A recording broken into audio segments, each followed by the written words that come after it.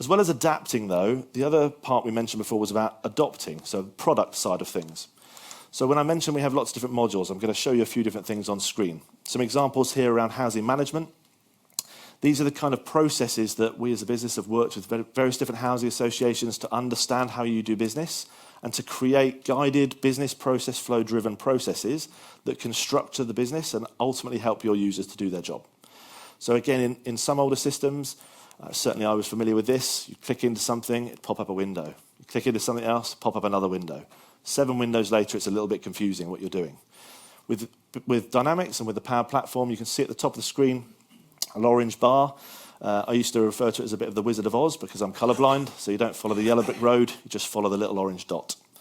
And ultimately, we've pre-built lots and lots of those processes. I wish I could remember the actual number now, but we're into the hundreds now of different processes that we've created for things like, and we've got an example here of permissions, so someone wants to have a pet or make an improvement to their home.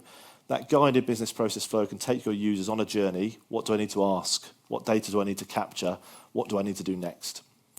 And this is also augmented with really useful features. So some other processes here, for example, like lettings.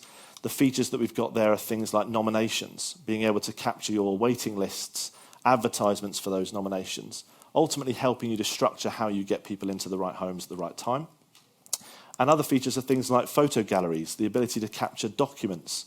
Again, I mentioned earlier that you often find in housing lots of different products for lots of different reasons. One of the great ones out there is hopefully a lot of you are starting to embrace SharePoint. Hands up, anyone in the room who's using SharePoint so far? It's a good half of the room at least. It doesn't have to be a system where you've got to go outside of your housing management to go and look in SharePoint to find a tenancy agreement or to go and store a letter. Within iProperty Cloud, that's all integrated into the solution. So at the click of one button, you can see all the documents related to that record.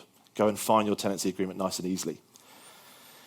Also on screen, you'll notice that there's things like photo galleries. So hopefully makes life a little easier when you're out in the field, if you're an operative or if you're kind of doing a survey, to be able to take photos and videos and be able to then view those back in the product. So if you're doing a survey, historically I used to remember this quite a lot, where in the contact centre, we'd book a survey for someone to go and do something, and we'd wait until they came back with their notes to tell us what happened, and then we can raise a repair about it.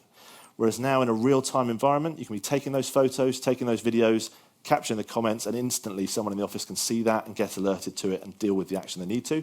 Or go one step further, allow that operative to do that. So in our repair solution, I'll talk about in a second, we've got the ability for the operative to do the one who books the follow-on work, who schedules that in, so they don't have to wait for someone else to do it back in the office. So lots of features in the housing management area, but the main principle I wanted to point out was that they are pre-built. You don't have to, if you're working with us as TechLabs London, we don't start in a workshop and say, what do you want? We come in and say, here's what's already there. Here's what we believe other housing providers are doing, and then you can tailor it and tweak it to your exact requirements. So I mentioned the business process flow. This example here for aids and adaptations has got 6 different steps on it. If you were to look at that, engage with us and say, actually, we don't do that one, it can be taken off and removed, and you can change the journey. And the clue's in the name with the Microsoft Dynamics. If you want it to, it can also be a dynamic journey. So if you answer a certain question in a certain way, it can be branched, and the journey can be amended for that user in that particular scenario.